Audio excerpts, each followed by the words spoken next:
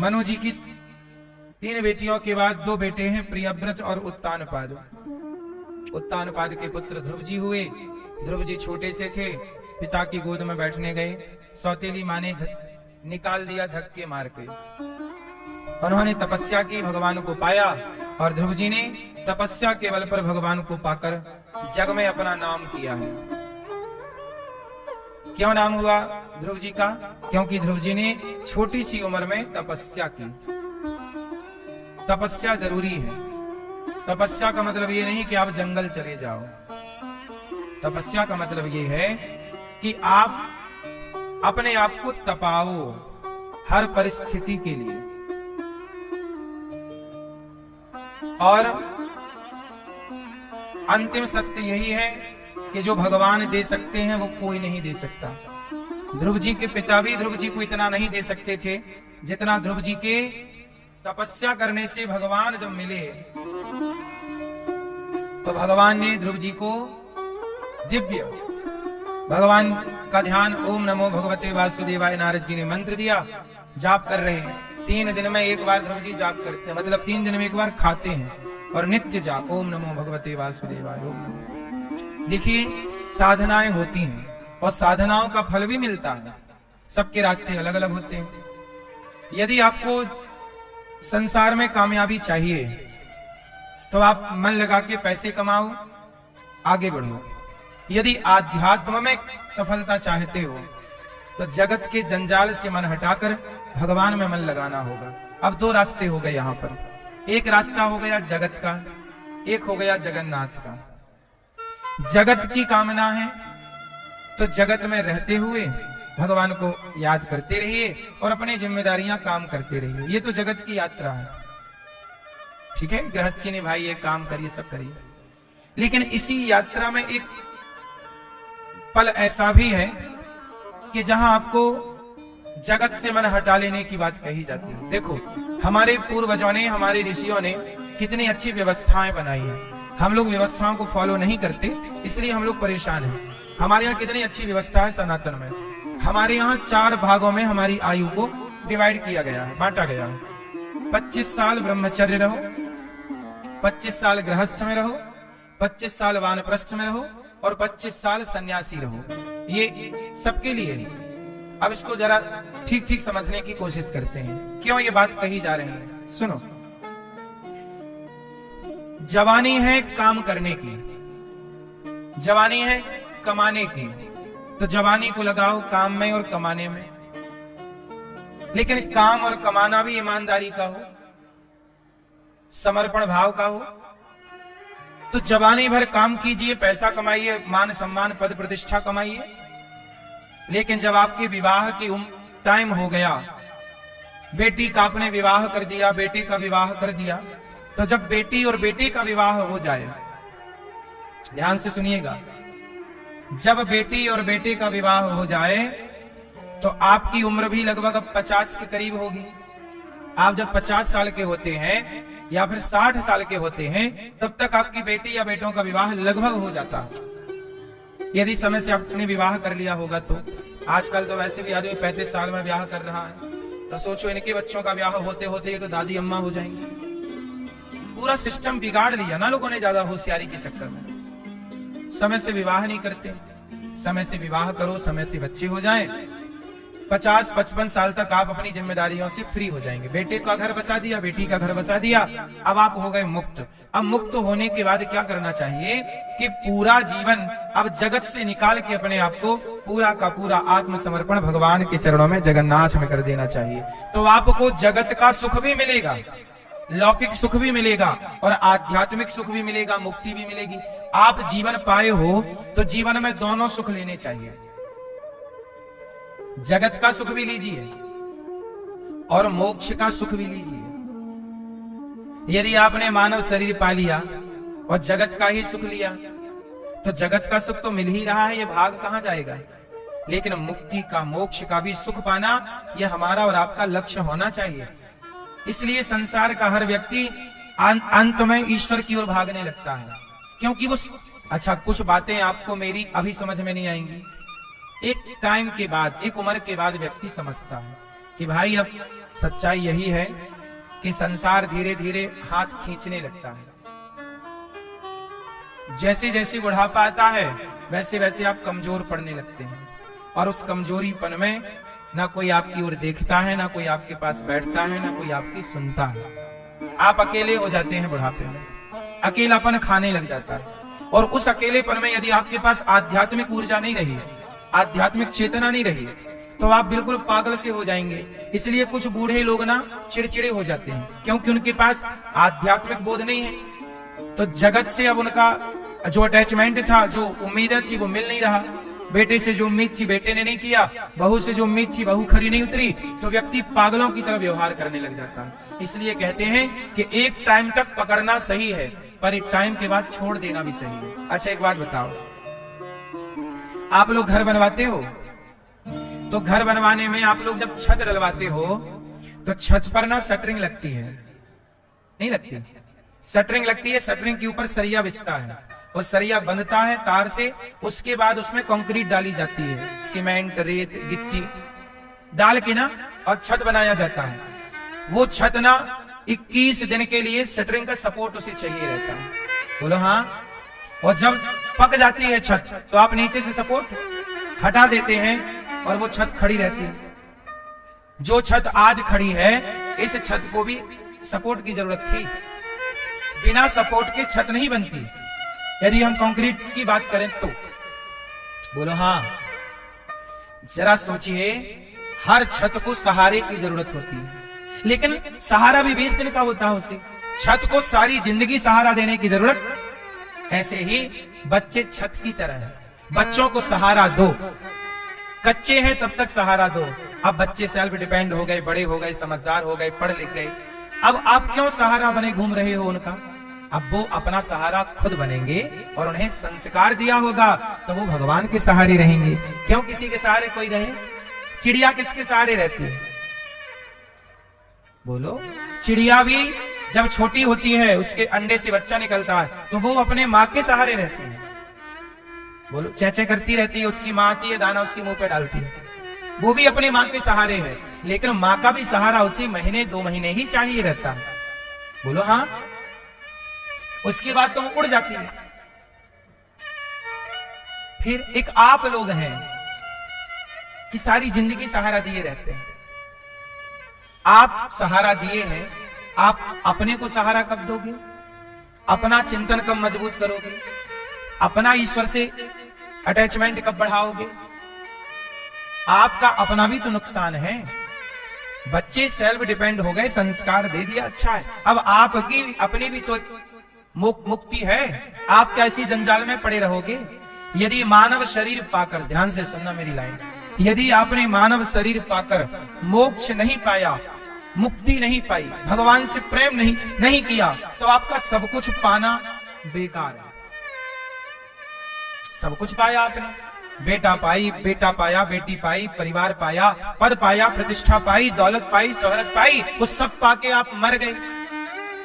अरे सब कुछ पाया था तो थोड़ा भगवान को भी पा लेते तो लोक परलोक दोनों सवर जाता ना। इतनी बढ़िया दाल बनाई, नमक तो डाला ही नहीं, तो बिना नमक के दाल खाई जाएगी? दाल में नमक होता है, उस नमक को कहते हैं संतों की भाषा में राम रस। क्या बोलते हैं? भैया राम रस ले आओ।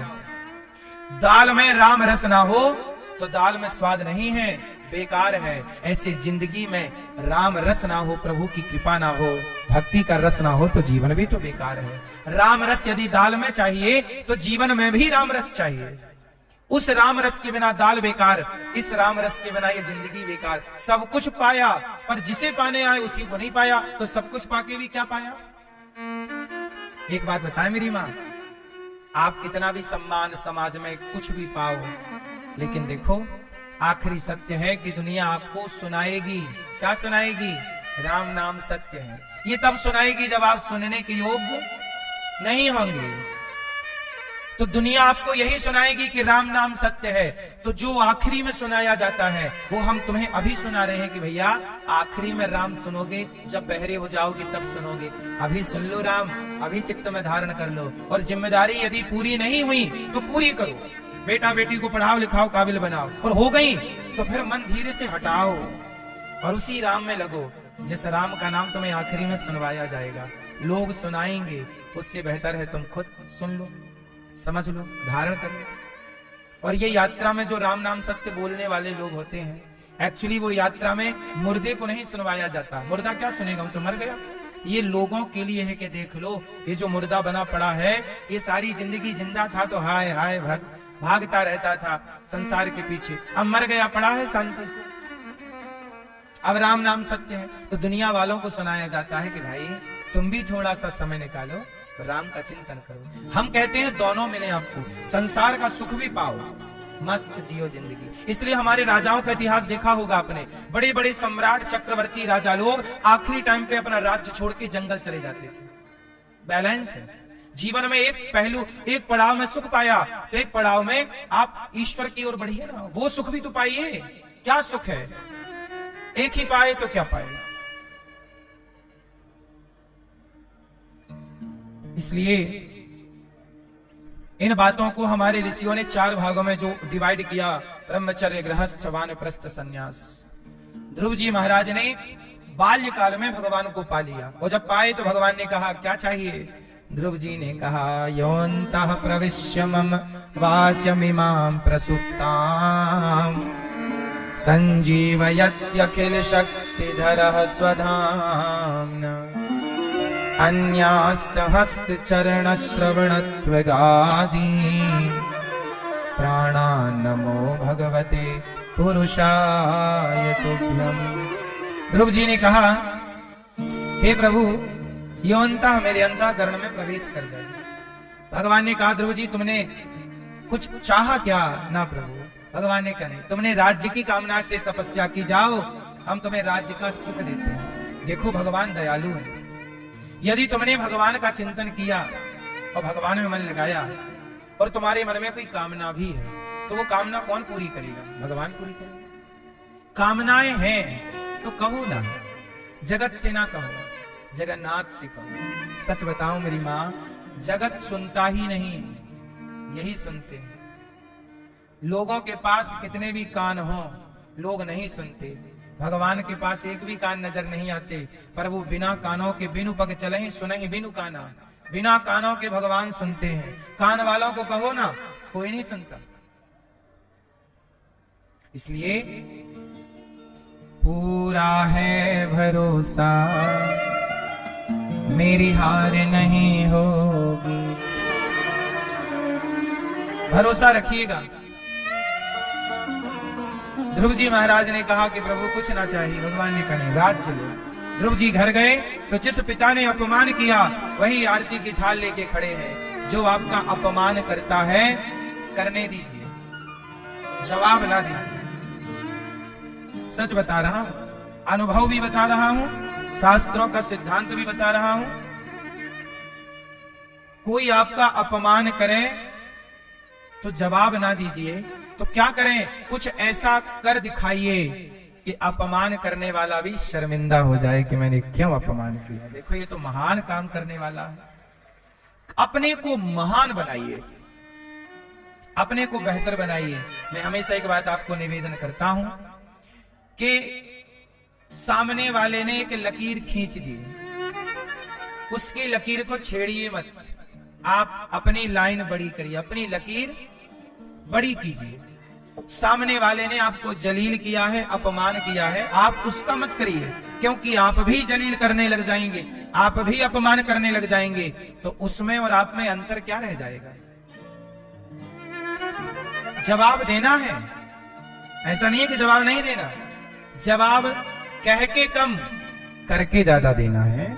कुछ बेहतर कर दिखाइए कि भाई तुम जितना सोचते हो ना बेटा, उतनी सोच तो हमारे जूते में रहती है। हम तुमसे बेहतर सोच सकते हैं, तुमसे बेहतर कर सकते हैं। थोड़ा बेहतर सोचना स्टार्ट कीजिए, थोड़ा बेहतर निर्णय लेना शुरू कीजिए। लोगों के भड़कावे और बहकावे में आकर आपा ना खोइएगा। कई बार आप गुस्से में आ जाते हैं और गुस्से में जो नहीं कहना चाहिए वो कह देते हैं। गुस्से में आपको जो नहीं बोलना था आपने बोल दिया। क्यों? गुस्से में थे आप। गुस्सा करना चाहिए। अच्छा ये बताओ, गुस्सा करना सही है कि गलत है? क्रोध करना सही है कि गलत है? जोर से। मैया, ओ मेरी मां, मैया, क्रोध करना सही है कि गलत है? हैं? क्या है? गलत है? क्रोध करना सही है, जरूर करना चाहिए।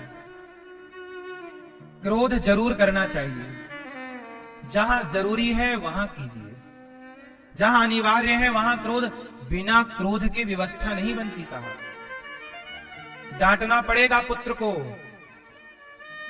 नहीं डांटोगे व्यवस्था नहीं बनेगी। क्रोध जरूरी है। कहां?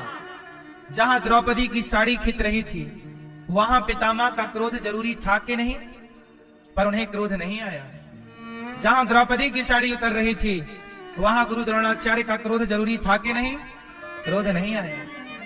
जहां द्रौपदी की साड़ी उतर रही वहां धृतराष्ट्र का क्रोध जरूरी था कि नहीं? नहीं आया। जहां क्रोध जरूरी है वहां क्रोध जरूर आना चाहिए। जहां जरूरत थी वहां क्रोध क्यों नहीं आया पितामह को, गुरु द्रोणाचार्य को? वहां चुप रहे। क्यों चुप हो? क्रोध करिए, गुस्सा करिए दुशासन पर। नहीं किया, नहीं किया तो बाणों की सैया पर लेटना पड़ा पितामह को, गर्दन कटवानी पड़ी गुरु द्रोणाचार्य को, क्योंकि क्रोध नहीं आया। इसलिए साहब क्रोध आना चाहिए। कहां आना चाहिए? जहां आवश्यक है। बेवजह क्रोध में ना रहा करो, बेवजह का गुस्सा ना किया करो, जहां करने योग्य है। इसलिए कहते हैं विवेकी बनो, विवेकी व्यक्ति क्रोध कर। राम को क्रोध आता है कि नहीं आता? आप बताओ, राम को क्रोध आता है कि नहीं? राम भी क्रोध करते हैं वहां जहां जरूरत है। राम जितने धैर्यवान हैं आप इतने धैर्यवान नहीं हो सकते। बोलो हां। राम की ताकत बता रहा हूं मैं आपको, फिर राम का धैर्य बताऊंगा। सुनो, पहले राम की ताकत सुनो, फिर राम का धैर्य सुनाऊंगा, फिर अपने से जरा तुलना कीजिएगा। राम की ताकत सुनो। सीता मैया के बालों में एक दिन राम जी फूल लगा रहे थे, पुष्प। राम जी सीता जी के कानों में पुष्पों के कुंडल पहना रहे थे। राम जी सीता जी के यहां फूलों का हार लपेट रहे थे, बाजू में यहां फूलों से आज राम जी सीता मैया का श्रृंगार कर रहे हैं। कहा? वनवास में पुष्प ला रहे हैं राम अपनी पसंद के। यहां पे ये वाला फूल, यहां पे ये वाला पुष्प, और राम जी श्रृंगार कर रहे हैं सीता जी का। राम प्रेमी है, प्रेम करते हैं अपनी पत्नी से। आप भी किया करो अपनी पत्नी से प्रेम, सीखो। राम जी श्रृंगार कर रहे हैं जानकी जी का, आप भी करते हो कभी अपनी पत्नी का श्रृंगार? आज हम सजाएंगे तुम्हें। क्यों भैया? आपके वाले किए श्रृंगार आपका है? मैया नहीं किए, फिर इसलिए तो राम नहीं बन पा रहे हैं। तो बोलना क्या करें, ठीक है? मैया आपके वाले करते हैं? बोलना कि हम सुन के आए हैं सीता जी का श्रृंगार राम ने किया है, हमारा भी करो।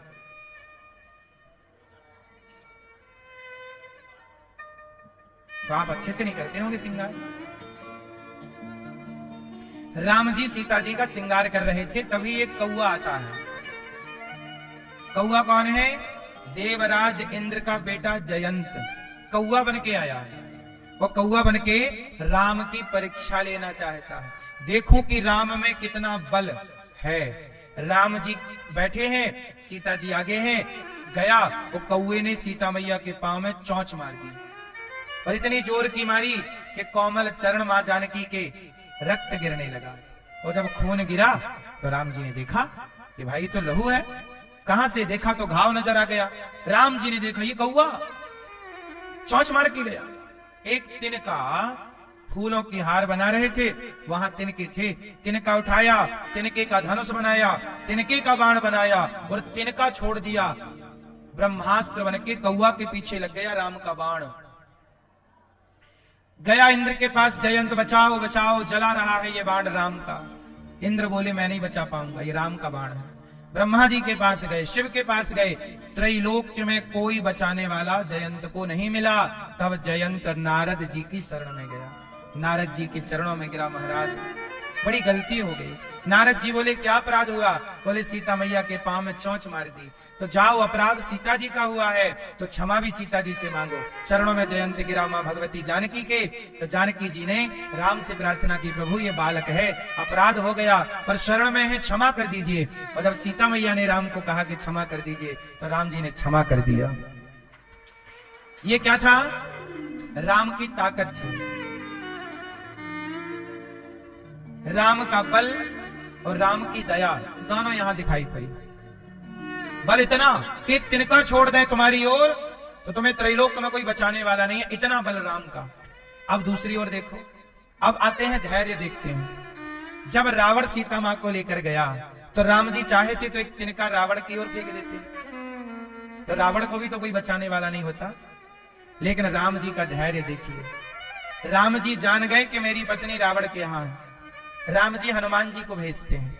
हनुमान जी गए, सीता जी का पता लगा के आए। अब तो कन्फर्म, काहे शोर मचा रहे हो मेरी मां? चुप रहो, शोर ना करो। जा रहे हो तो शांति से जाओ, आ रहे हो शांति से आओ, शोर नहीं। सुनो, राम जी ने हनुमान जी को भेजा, कन्फर्म हो गया कि सीता जी लंका में है रावण के पास। पर राम जी का धैर्य देखिए। चाहते तो राम जी एक बाण मारते, रावण शरण में आ जाता, पर नहीं। राम बार बार कभी हनुमान जी को भेज रहे हैं, कभी अंगद जी को भेज। अंगद जी जाओ, समझा दो एक बार क्या है ये। राम की ताकत तो देखिए। इतना ताकतवर व्यक्ति इतना धैर्यवान कैसे हो सकता है? जिसके पास पावर होता है ना, उसके पास धैर्य नहीं होता। वो तो बोलता है मैं पावरफुल हूं, मुझे कौन बोलेगा, मैं कुछ भी कर लूं, वो थोड़ी सुनता है। पर राम जैसा धैर्य।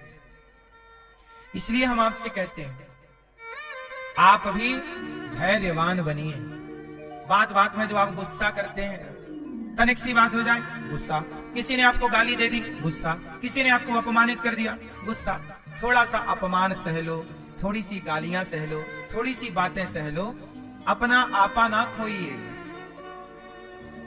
हैं? आप इंसान हैं, कुत्ता नहीं कि किसी को भी देखा और भौं भौं चालू हो गया। ये आचरण कुत्तों के हैं। एक कुत्ते ने किया भौं तो दूसरा कुत्ता भौं भौं, फिर भौं भौं भौं भौं भौं चलता रहता है। आप इंसान हैं। ये जो आप लड़ते झगड़ते रहते जरा जरा सी बातों में, आपके अंदर धैर्य नहीं है। क्या नहीं है? धैर्य की कमी है आज के युग में, इसलिए लड़ाई झगड़ा खूब ज्यादा है। पहले व्यक्ति धैर्यवान था। बात बात पे राम जी चाहे तो रावण से लड़ लेना, नहीं लड़े। मौका दिया, रावण सुधर जा भैया, हनुमान जी जाओ समझाओ, अंगद जी जाओ समझाओ। स्वयं राम ने भी समझाया जब रावण आए, भैया मान जा, काहे नाश करना चाहता। इतना धैर्य, सामर्थ्य तो इतनी है कि एक तिनका से रावण को मार सकते हैं। सामर्थ्य तो इतनी है कि एक तिनके से मार दें, पर धैर्य, जितनी बड़ी ताकत है उससे बड़ा धैर्य है राम का। ये कब सीखोगे आप लोग? ये धैर्य कब धारण करोगे? आपके पास धैर्य ना होने के कारण बहुत सारे आपके काम बिगड़ जाते हैं, बहुत सारी आपकी बातें बिगड़ जाती हैं। इसलिए मेरी माँ, जब बात नहीं बनी तब राम को क्रोध करना पड़ा। तो जहां क्रोध की जरूरत है वहां क्रोध जरूर कीजिए, और जहां क्रोध की जरूरत नहीं है वहां क्रोध बिल्कुल मत कीजिए। मेरा काम बिना क्रोध के हो सकता है, मेरा काम हंस के हो सकता है, मेरा काम मुस्कुरा के हो सकता है, मेरा काम हाथ जोड़ के हो सकता है। तो हाथ जोड़ के काम कर लो भैया। क्या देखो, हाथ जोड़ के काम कर लेना ज्यादा बेस्ट, लड़ झगड़ के काम करना ठीक नहीं। ये तो आखिरी है ऑप्शन, लड़ना झगड़ना ये कौन सा है? फिर तो है ये, फिर तो अंत में युद्ध है। पहले हाँ भैया मान जाओ, हाथ जोड़ लो। ध्रुव जी महाराज राजा बने, और जिस पिता ने मां ने अपमान किया वही अभिषेक कर रहे हैं राज्य तिलक। ध्रुव जी का विवाह हुआ, गृहस्थी में रहते हुए ध्रुव जी ने भगवान को विसारा नहीं, अपने दायित्व कर्तव्यों का निर्वहन किया। और अंत में ध्रुव जी के भाई को यक्षों ने मारा, ध्रुव जी ने भी मारा। मनु जी ने समझाया कि ये तुम्हारा काम नहीं है, अंत में मृत्यु के सिर पर पांव रख कर ध्रुव जी भगवत धाम चले गए। भोलिए भोलिए भक्त वत्सल भगवान की। इसके बाद भगवान इन्हीं के वंश में, ध्रुव जी के वंश में भगवान पृथु हुए, जिनके 10,000 कान। 2 कानों से कथा नहीं सुन पा रहे, 10,000 कान। कानों की सार्थकता क्या है मैया? ओ मेरी मां सुनो, कानों की सार्थकता किसमें है? भगवान की कथा सुनने में सार्थकता है। मैया कुर्सी से ना मारना, टूट जाएगी, नुकसान हो जाएगा 1000 रुपया का। बैठ जाओ मेरी मां, बैठ जाओ। तो पृथु भगवान ने कान मांगे। कान क्यों? कान दिए हरि कथा सुनन को। कान किसके लिए दिए हैं? किसके लिए? इसलिए कान से कथा सुनो, कान से प्रपंच ना हो। कान भगवान की कथा सुनने में लगेंगे तो चित्त शांत होगा। नेत्र दर्शन में लगेंगे भगवान के, नेत्रों को अपार शांति का अनुभव होगा। नेत्र हैं दर्शन के लिए, कर्ण है कथा श्रवण के लिए, हाथ है परोपकार दान पुण्य के लिए। जीवन मिला है परोपकार के लिए, परहित सरिस धर्म नहीं भाई। प्राचीन वरही को दिव्य ज्ञान दिया नारद जी ने। मनु जी के दूसरे बेटा हैं प्रियव्रत। प्रियव्रतो भागवत आत्मा रामः कथम मुने ग्रहे रमत यन्मूलः कर्मबंध पराभवः। प्रियव्रत जी मनु जी के दूसरे बेटे हैं प्रियव्रत। प्रियव्रत जी के वंश में आगे चल के भगवान ऋषभदेव जी हुए, जहां से जैन परंपरा स्टार्ट हुई। ऋषभदेव जी के बड़े पुत्र हुए हैं भरत जी, जिन्होंने सब कुछ छोड़कर, भरत जी ने एक टाइम तक राज्य का शासन किया, पालन किया, कार्य किया, और जब देखा कि मेरा टाइम हो गया, पुत्रों को राजा बनाकर और जंगल चले गए। देखो, मैं आपको बार बार हमारे धर्म ग्रंथ कह रहे हैं कि कितने टाइम तक गृहस्थी में रहें और कितने टाइम बाद विरक्ति में आ जाएं। सदा पकड़े ना रहो, सदा पकड़े ना रहो, छोड़ना भी पड़ता है। कब तक पकड़े और कब छोड़ दें? अच्छा ये बताओ, पकड़ना सही है कि छोड़ना सही है?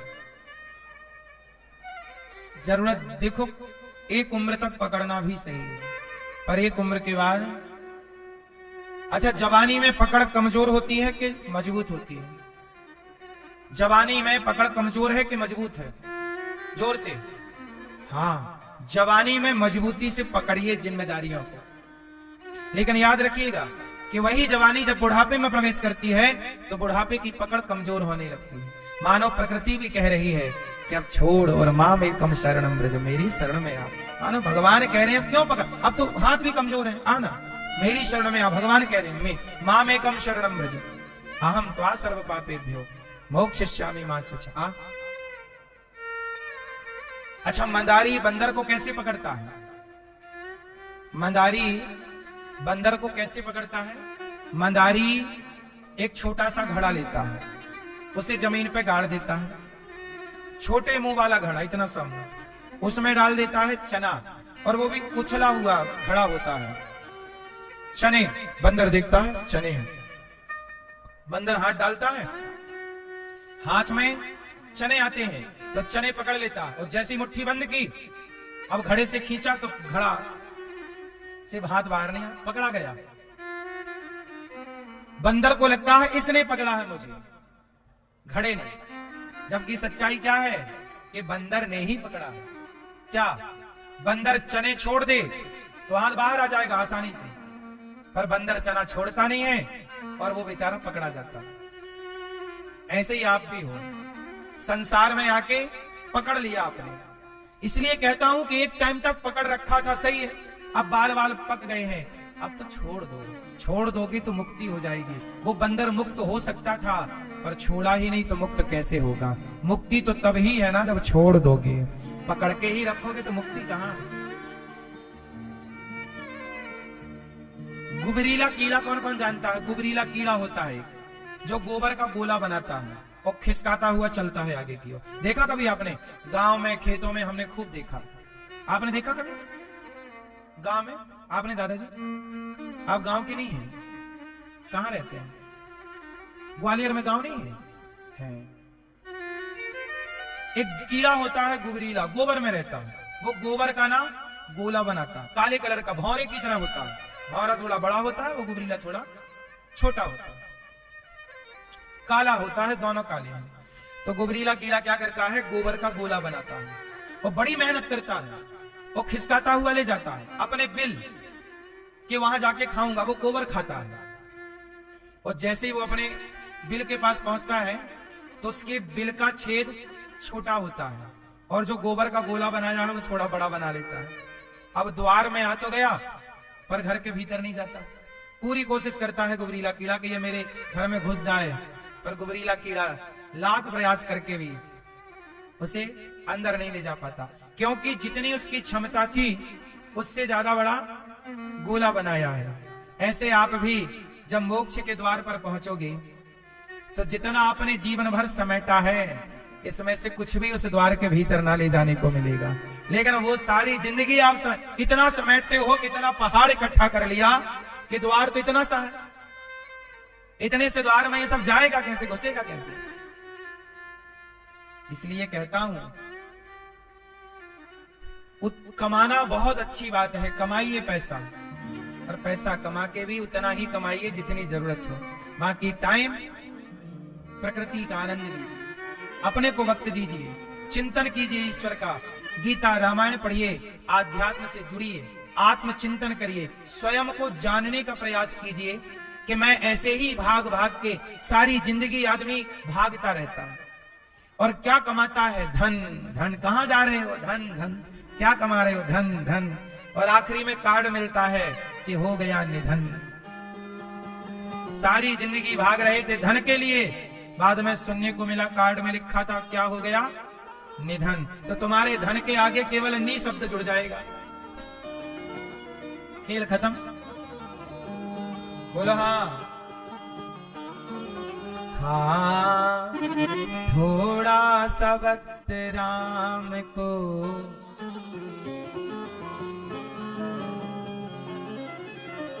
थोड़ा सा वक्त राम को अर्पण किया करो, थोड़ा सा वक्त कृष्ण को अर्पण किया करो। जी भर के राम नाम का, जी भर के कृष्ण नाम का प्याला पिया करो। थोड़ा सा समय निकालो मेरी मां,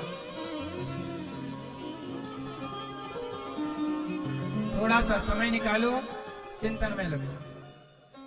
लोक सुधर गया, अब परलोक सुधार। लोक में आपके पास घर है, सम्मान है, पैसा है, परलोक के लिए क्या? बोलो मेरी मां। भगवान कहेंगे मैंने मानव जन्म तुमको हीरा दिया, तूने व्यर्थ गवाया तो मैं क्या करूं? तुझे मानव जन्म, तुझे हीरा जन्म अनमोल दिया, हीरा जन्म अनमोल दिया। ये हीरा सा जन्म पाया है, तूने मानव तन पाया है, तूने व्यर्थ गवाया तो मैं क्या करूं? तूने व्यर्थ गवाया तो मैं क्या करूं? तूने व्यर्थ गवाया तो मैं क्या करूं? तूने व्यर्थ गवाया तो मैं क्या करूं? इसलिए कहता हूं भगवान क्या करेंगे? आपको ही संवारना पड़ेगा ना ये जिंदगी। मैंने मानुष जन्म तुमको हीरा दिया, मैंने मानुष जन्म तुमको हीरा दिया, मैंने मानुष जन्म तुमको हीरा दिया, मैंने मानुष जन्म तुमको हीरा दिया। तूने व्यर्थ गवाया तो मैं क्या करूं, तूने व्यर्थ गवाया तो मैं क्या करूं, तूने व्यर्थ गवाया तो मैं क्या करूं, तूने व्यर्थ गवाया तो मैं क्या करूं। मैंने मानुष जन्म तुझको हीरा दिया, मैंने मानुष जन्म तुमको हीरा दिया, मैंने मानुष जन्म तुमको हीरा दिया, मैंने मानुष जन्म तुमको हीरा दिया। तूने व्यर्थ गवाया तो मैं क्या करूं, तूने व्यर्थ गवाया तो मैं क्या करूं, तूने व्यर्थ गवाया तो मैं क्या करूं, तूने व्यर्थ गवाया तो मैं क्या करूं।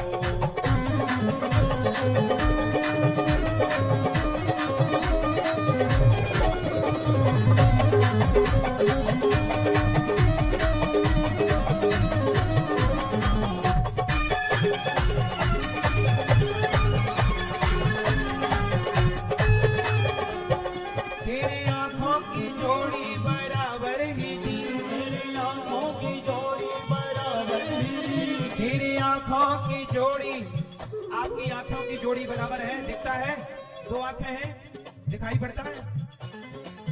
भगवान बोले आंखें दे दी दो, तेरी आंखों की जोड़ी बराबर ही थी, तेरे आंखों की जोड़ी बराबर ही दी, तेरे आंखों की जोड़ी बराबर ही थी, तेरे आंखों की जोड़ी बराबर ही दी।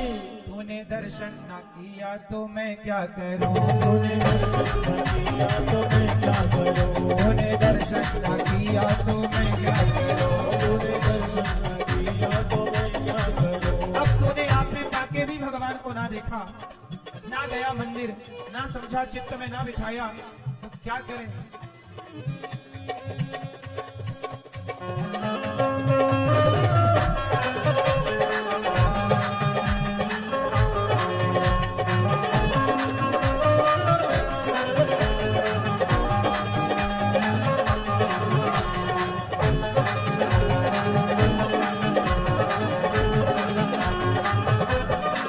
अन्न दूध भी खाने को मैंने दिया, अन्न दूध खाने को मैंने दिया,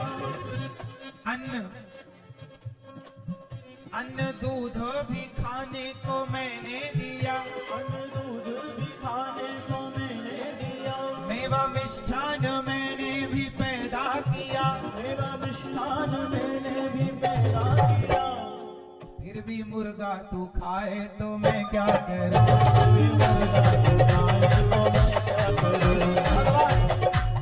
भगवान तुझे दूध दिए ना, पीना दूध, अन्न दिया ना खाना, मेवा मिष्ठान फल दिया, ये सब छोड़ के फिर भी मुर्गा तू खाए तो मैं क्या करूं, फिर भी मुर्गा खाए तो मैं क्या करूं, फिर भी मछली तू खाए तो मैं क्या करूं, फिर भी मछली खाए तो मैं क्या करूं, फिर भी बकरा तू खाए तो मैं क्या करूं, और फिर भी पाप कमाए तो मैं क्या करूं, फिर भी पाप कमाए तो मैं क्या करूं।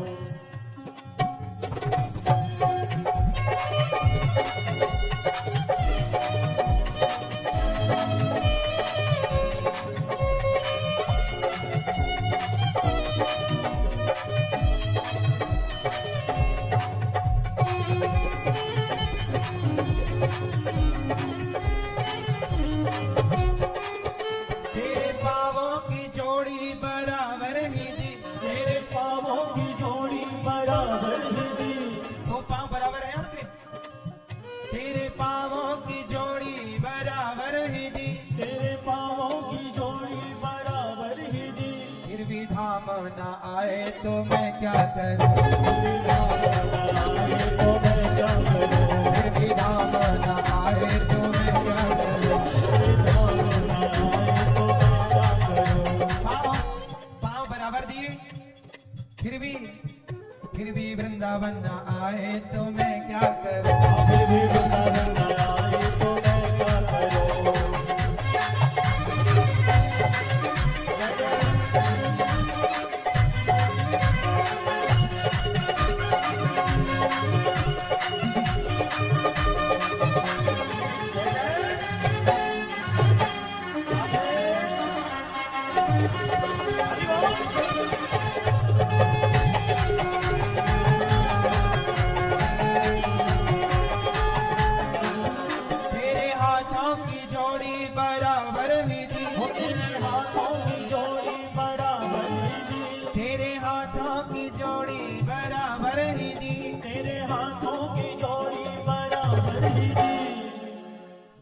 करने न पाया तो मैं क्या करूं, दान करने न पाया तो मैं क्या करूं।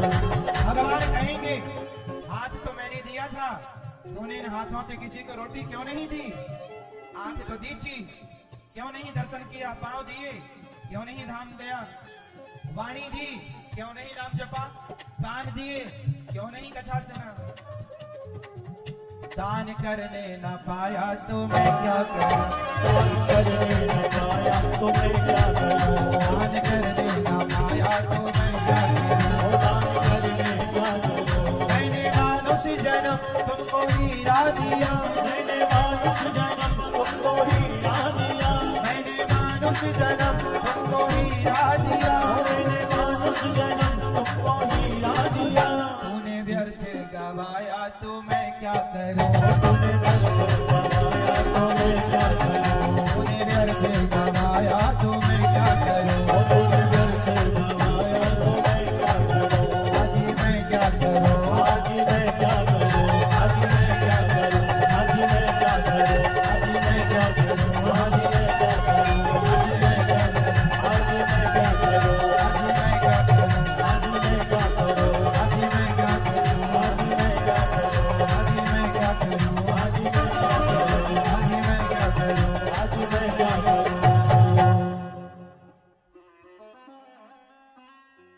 अन्न दूध भी खाने को मैंने दिया, मेवा मिष्ठान मैंने भी पैदा किया, खाने को इतना बढ़िया बढ़िया दिया, क्या भैया खाने को अच्छा अच्छा है, फिर भी मुर्गा तू खाए तो मैं क्या, फिर भी पाप कमाए तो क्या करूं। अन्न खाना पुण्य है, बकरा खाना मांस खाना पाप है, क्योंकि उससे आप किसी की जिंदगी छीन रहे हैं। बोलो हाँ।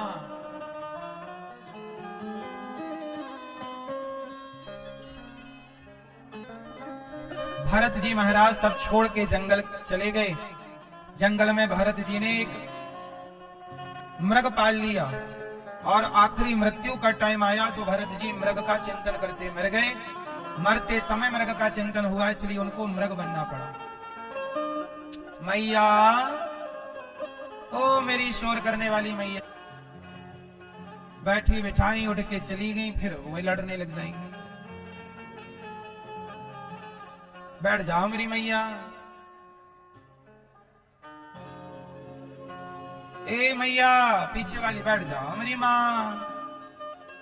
सुनो, भरत जी सब छोड़ के जंगल गए, वहां भी उनको प्यार हो गया। सबसे बुरी चीज क्या है? प्यार हो जाना जगत से। सबसे अच्छी चीज क्या है? प्यार हो जाना जगन्नाथ से। भगवान से प्यार हो जाना अच्छा है और संसार से प्यार हो जाना सही है कि नहीं? संसार से प्यार हो जाना सही है कि गलत है? सही है। अच्छा, पत्नी से प्यार हो जाना सही है कि गलत है? और पति से प्यार हो जाना, देखो पति से प्यार करो, पत्नी से प्यार करो, बच्चों से प्यार करो, पर इस प्यार में भी एक जानकारी है। पत्नी पति से प्यार करना है, पर प्यार करते हुए ये ध्यान रखना है कि ये प्यार सदा का नहीं है। एक दिन ऐसा आएगा जहां आपकी पत्नी या पति दो में से एक पहले आपको टाटा बाय बाय कहके चली जाएगी या चला जाएगा। इसलिए प्यार करना है जगत में, रिश्तों में निभाना है ना, हमें निभाना तो है ही, प्रेम से निभाना। उस रिश्ते निभाने में भी वो प्रेम ये याद रख के करना है कि उस प्रेम में हम अंधे ना हो जाएं, और प्रेम ऐसा भी ना कमजोर रह जाए कि पत्नी के मरने के बाद हम दूसरी तलाश करने लग जाएं, या ऐसा भी ना हो कि पति है फिर भी हम दूसरे की ओर देख रहे हैं, या पत्नी है फिर भी दूसरे की ओर देख रहे हैं। प्रेम सच्चा करो, भले जगत से कर रहे हो करो, पर प्रेम में ये याद रखिएगा कि ये प्रेम आपका सदा ना रहेगा, एक टाइम बाद एक टाटा बाय बाय बोल देगा। बोलो हाँ। इसलिए जब वो जाए तो आपको समझाने कोई ना आएगा, आप खुद अपने को समझाना कि ये प्रकृति का नियम है, मैं आज हूं, मैं कल नहीं रहूंगा, ये जान करके जगत से व्यवहार करना चाहिए। हम आपके प्रेम में इतने अंधे ना हो जाए, क्योंकि दत्तात्रेय जी ने गुरु बनाए, एक पक्षी को गुरु बनाया उन्होंने। एक जंगल में एक पहेली आता है, जाल डालता है, उसके जाल में एक तोती फंस जाती है। तो तोती जब फंसी तो तोता उस तोती से बहुत प्यार करता था, और वो तोता भी उस तोती के प्रेम में उस जाल में जानबूझ करके कूद गया, और वो भी फंस गया, दोनों की मृत्यु हो गई। तो आप लोग भी कई बार किसी के मरने पर इतने पागल हो जाते हैं कि आप स्वयं को भी नष्ट कर लेते हैं। ये याद रखिएगा कि आज उसकी मृत्यु हुई है तो कल हमारी भी है। उसने अपनी सुधार ली, अब तुम अपनी सुधारने में लगो। मर तो जाओगे ही, सुधार लो। उसने नहीं सुधारी और वो मर गया तो उसने गलती की, वो गलती तुम ना दोहराओ। इसलिए जगत का प्रेम हो, पर ये याद हो कि ये सब जाने वाले लोग हैं, भगवान से प्रेम अखंड हो। भरत जी ने क्या किया कि एक मृग के बच्चे से प्यार कर लिया, और मरते समय मेरा मृग को देखते देखते मर गए। जब मरे तो यमराज जी ने कहा कि आप तो मृग का चिंतन करते मरे हैं, आपको मृग की योनि में डालना पड़ेगा। एक चिंतन आपको गलत दिशा में ले जाके खड़ा कर सकता है। यदि मृग का चिंतन करोगे तो मृग बनोगे, स्त्री का करोगे स्त्री बनोगे, पुरुष का करोगे पुरुष बनोगे, पैसे का करोगे सांप बनोगे। आप जगत के चिंतन से जगत में ही उलझे रहोगे। इसलिए मरते समय कहा जाता है, इतना तो करना स्वामी, जब प्राण तन से निकले, गोविंद नाम लेकर मेरे प्राण तन से निकले। आना जरूर आना, राधे को साथ लाना, मुरली मधुर बजाना, जब प्राण तन से निकले। श्री यमुना जी का तट हो, मेरा सांवरा निकट हो, मेरे मुख में तुलसी दल हो, जब प्राण तन से निकले। इतना तो करना स्वामी, जब प्राण तन से निकले, गोविंद नाम लेकर मेरे प्राण तन से निकले। मरते समय चिंतन जगत का ना हो, जो यदि चिंतन जगत का हुआ तो जगत में आना है। इसलिए कहता हूं, मरते समय सावधान।